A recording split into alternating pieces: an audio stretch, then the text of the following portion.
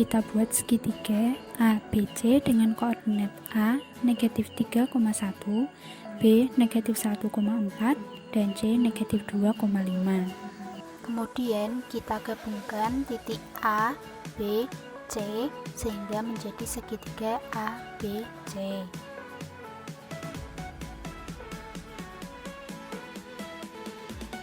Kemudian segitiga tersebut akan kita transformasikan dengan refleksi geser. Menurut definisi, sebuah transformasi R dinamakan refleksi geser apabila ada garis G dan sebuah garis berarah AB yang sejajar G, sehingga R sama dengan pencerminan terhadap garis G dan geseran terhadap ruas garis AB. G dinamakan sumbu refleksi geser. Kemudian segitiga akan kita cerminkan terhadap garis X sama dengan 1. Kemudian kita refleksikan tiap titik terhadap garis X sama dengan 1.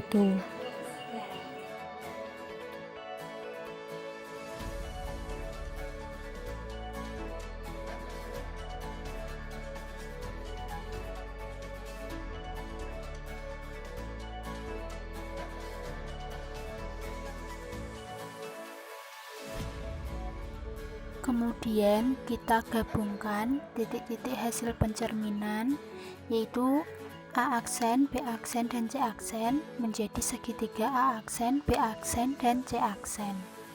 Diperoleh hasil dari pencerminan yaitu AA segitiga A aksen, B aksen, dan C aksen.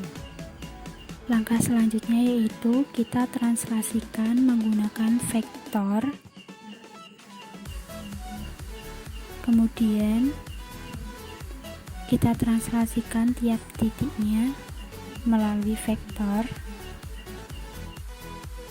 maka diperoleh hasil translasi dari vektor yaitu segitiga A double aksen, B double aksen, dan C double aksen.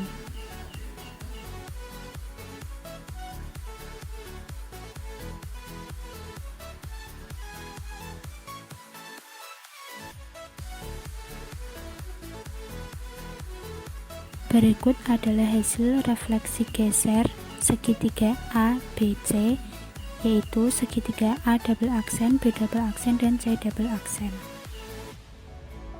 Bidang ABC, setelah kita lakukan komposisi refleksi geser, maka akan menghasilkan ABC double aksen. Nah, hasil dari komposisi tersebut yaitu ABC double aksen itulah yang kemudian akan kita lakukan operasi komposisi dari geseran. Nah, berdasarkan definisi, suatu padanan G dinamakan suatu geseran apabila ada ruas garis berarah AB sehingga setiap titik P pada bidang menjadi P aksen dengan GP sama dengan P aksen, dan panjang ruas garis berarah P aksen sama dengan panjang ruas garis berarah AB.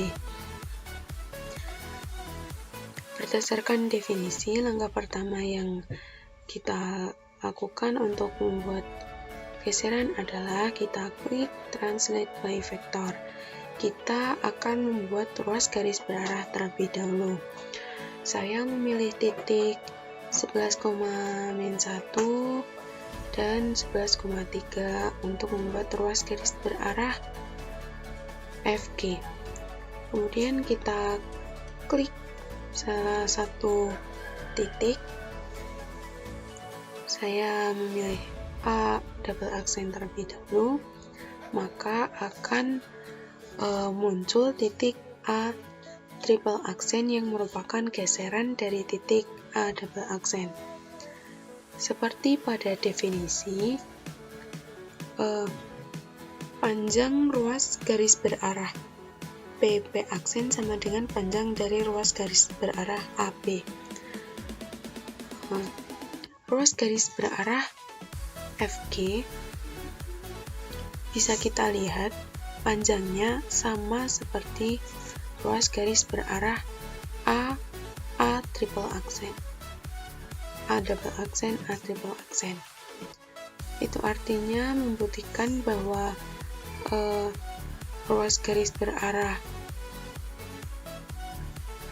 FG sama panjangnya dengan geserannya, yaitu A double aksen, A triple aksen. Bisa kita lihat sendiri panjang GF adalah 4 satuan panjang, dan panjang dari A double aksen, A triple aksen juga 4 satuan panjang. Kemudian kita lanjutkan geseran dari titik lainnya, yaitu B double aksen, maka akan muncul B triple aksen.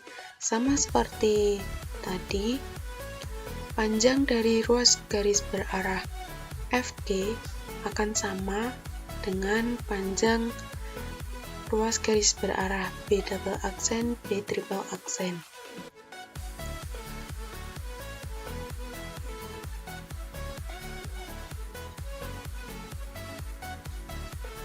Kemudian sama juga titik C double aksen yang akan menghasilkan C triple aksen yang panjangnya sama seperti ruas garis berarah FG. Kemudian ketiga titik tersebut kita hubungkan menggunakan poligon dan akan membentuk bidang A, B, C triple aksen. Bidang A, B, C triple aksen inilah yang merupakan hasil dari geseran A, B, C double aksen dengan ruas garis berarah FG. Bisa kita lihat apabila kita geser ruas garis berarah GF, maka bidang A, B, C triple aksen akan mengikuti. Seperti maka terbukti teorema dari 8.2 apabila ruas garis berarah AB sama dengan ruas garis berarah CD, maka geseran AB sama dengan geseran CD. Seperti itu, terima kasih. Setelah kita lakukan geseran, kita transformasikan refleksi terhadap suatu garis. Sebelumnya, definisi dari refleksi adalah suatu pencerminan atau refleksi pada sebuah garis S adalah suatu fungsi percerminan terhadap sumbu S yang didefinisikan untuk setiap titik pada bidang V sebagai berikut. Yang pertama, jika P elemen S, maka pencerminan terhadap titik P dengan sumbu S adalah P. Yang kedua, jika P bukan elemen S, maka pencerminan titik P terhadap sumbu S adalah P aksen. Sehingga garis S adalah sumbu P aksen. Nah, jenis-jenis refleksi dan diantaranya yaitu refleksi terhadap sumbu X, sumbu Y, garis Y sama dengan X, garis Y sama dengan min X, titik 0,0, garis X sama dengan H, dan garis Y sama dengan H. Nah, lalu kita refleksikan terhadap garis X sama dengan 2. Lalu kita klik refleksi objek pada garis, lalu kita klik hasil dari geseran dengan garis X sama dengan 2. Nah, akan muncul hasil dari refleksi garis X sama dengan 2, yaitu segitiga KJI. Nah, jarak di antara garis X sama dengan 2 dengan B triple aksen ini sama dengan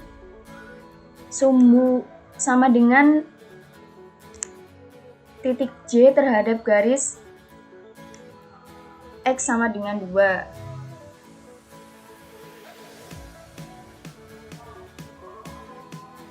Nah, sekian dari saya. Terima kasih. Untuk selanjutnya, kita dapatkan hasil pencerminan, yaitu segitiga HIJ. Kemudian, hasil segitiga tersebut kita rotasikan, yaitu rotasi 90 derajat pada titik pusat, yaitu yang mana titik pusat 0,0. Pertama, kita tambahkan dulu titik pusat. Kita contohkan, yaitu kita misalkan yaitu titik K,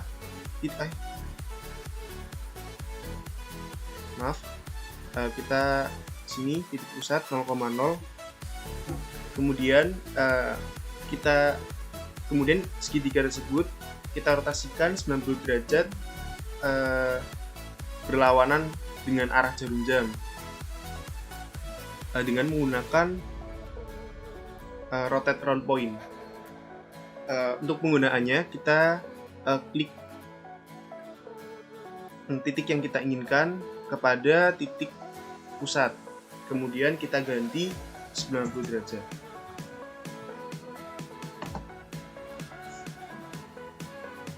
Kemudian berlaku untuk titik yang lainnya, kita ganti juga 90 derajat. Kemudian titik H kita ganti 90 derajat. Bisa didapatkan yaitu titik H aksen, I aksen, dan J aksen. Kemudian kita satukan titik tersebut.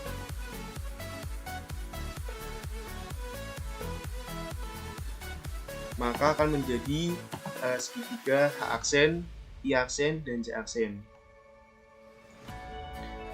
Karena rotasi merupakan transformasi isometri, maka bayangan segitiga HIJ hasil rotasi kongruen dengan segitiga H aksen, I aksen, J aksen. Mungkin cukup sekian dari rotasi. Dari hasil yang terakhir, yaitu transformasi yang dirotasikan, untuk yang langkah terakhir yaitu ditransformasikan kembali ke setengah putaran. Jadi untuk hasil yang terakhir tadi, yang hasil rotasi ini akan kita transformasikan kembali ke setengah putaran. Misalkan kita ambil contoh, kita ambil titik untuk membuat perputaran atau titik pusatnya, yaitu kita misalkan di sini min 2, min 4 di sini. Nah, kita misalkan ini adalah titik X sama X gitu ya. Selanjutnya kita kembali ke definisi awal pada setengah putaran, yaitu sebuah setengah putaran pada suatu titik A adalah suatu padanan SA yang didefinisikan untuk setiap titik pada bidang sebagai berikut. Nah, dari definisi tersebut kita dapat membuat titik atau setiap titik yang ditransformasikan ke setengah putaran dengan titik X ini. Nah, kita ambil contoh. Yang pertama adalah kita akan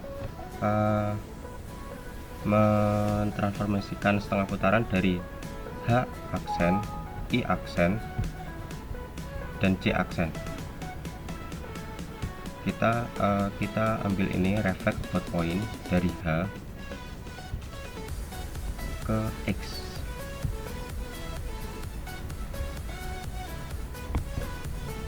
Nanti hasilnya akan di situ.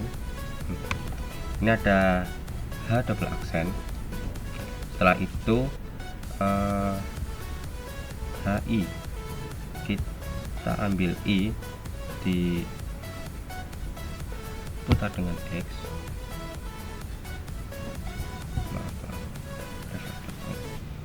I dengan X,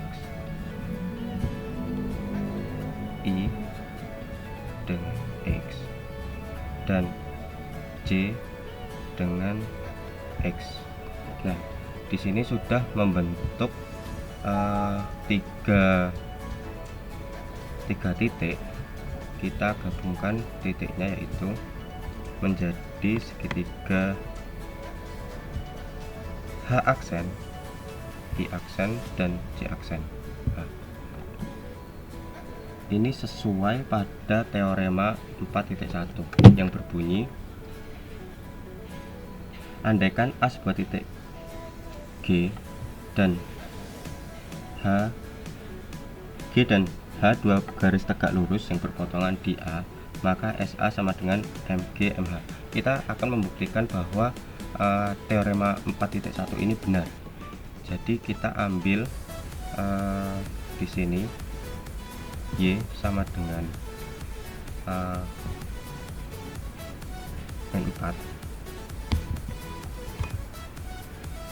dan X sama dengan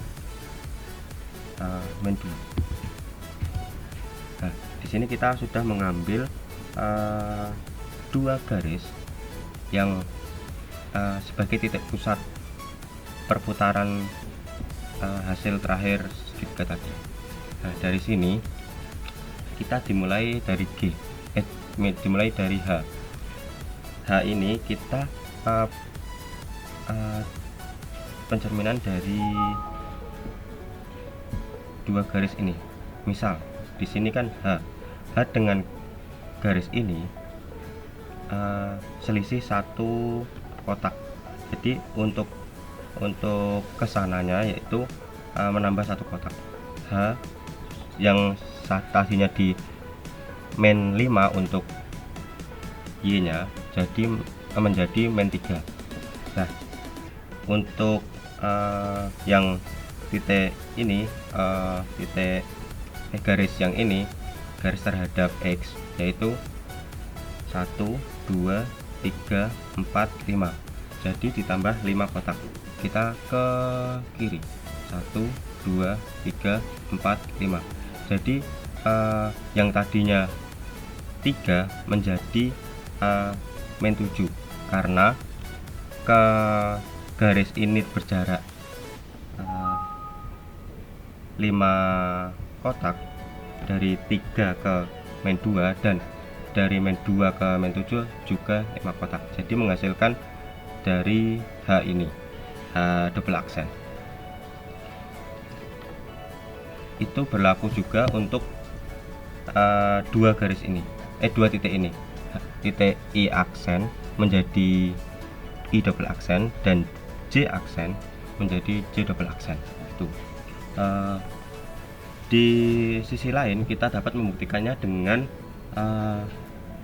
teorema lain, yaitu teorema 4.4 yang berbunyi, jika A sama dengan A, B dan P sama dengan X, Y, maka SA P sama dengan 2A min X 2B min Y.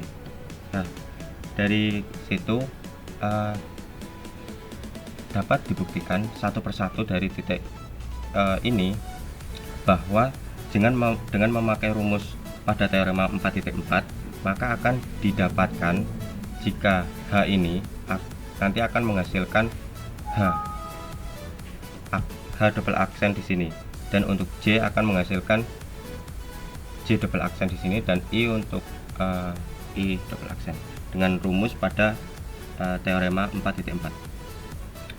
Nah, untuk hasil perputaran setengah putaran pada bangun segitiga H aksen, I aksen, J aksen didapatkan hasil segitiga ini, yaitu I aksen, I double aksen, J double aksen, dan H double aksen.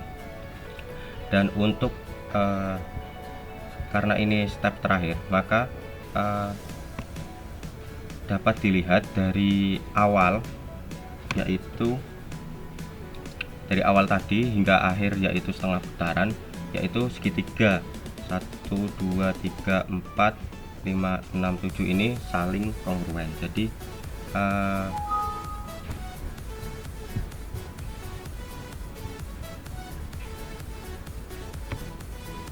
proses komposisinya sudah selesai gitu.